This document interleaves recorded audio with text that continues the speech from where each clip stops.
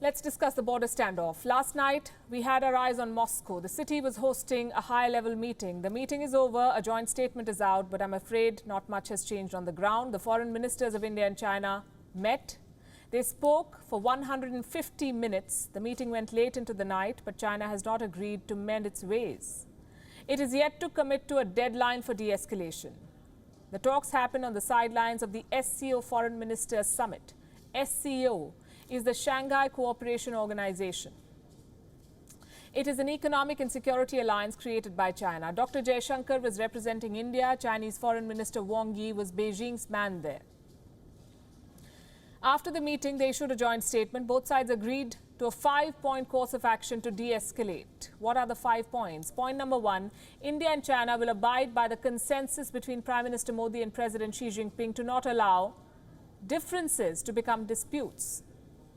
Number 2, India and China will continue their dialogue, quickly disengage, maintain proper distance and ease tensions. Number 3, they'll abide by existing agreements and maintain peace and tranquility at the border.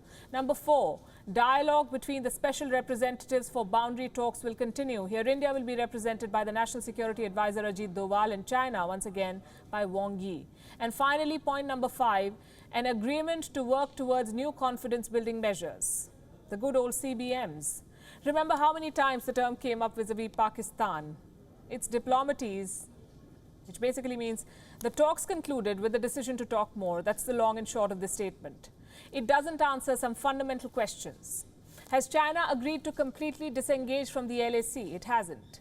When will China pull back its troops? We don't know. Will Beijing settle the boundary dispute once and for all? The statement doesn't say. The commitment from China is vague. No deadlines, no framework. This brings me to another question. Is China even serious about disengagement? Wang Yi remains non-committal. Opening fire is not allowed because it will lead to a bad ending. Also, we should withdraw personnel and equipment completely from the front line. In this way, we can implement the consensus and restore peace and stability along the border. He knows how to achieve peace by withdrawing troops. Is China willing to walk the talk is the question. The Chinese Ministry of Foreign Affairs released a document on the issue. It reportedly says that India does not want the border issue to affect bilateral ties. Let me repeat that, and I have the exact quote. The Indian side does not consider the relations to be dependent on the settlement of the boundary question. Either the Indian message was lost in translation or the Chinese want to deliberately twist it. Where did China get this from? Apparently from India's External Affairs Minister S. Jaishankar.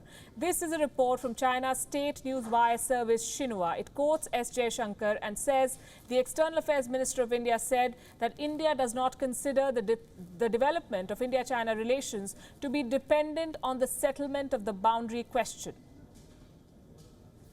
Meanwhile, the Global Times has reduced the border standoff to a cook-off. Take a look at the pictures on your screen. This video has been tweeted by the editor of Global Times. It shows drones delivering hot meals to the Chinese soldiers at the border. And they don't like it when the world says their army is full of spoiled single brats. We just hope they're not served bat soup. As for India, it's working on the strategy forward. The challenge cannot be undermined. China's border provocation is perhaps the most serious military challenge that India has faced in decades. The clashes in Galwan and the events of this week have proved it cannot be business as usual with China. What should Delhi do then? Draw the red lines.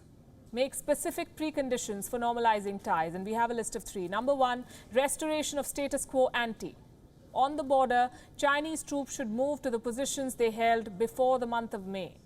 Number 2, a time-bound withdrawal of Chinese troops. Specify the deadline. The endless rounds of talks have not helped the situation.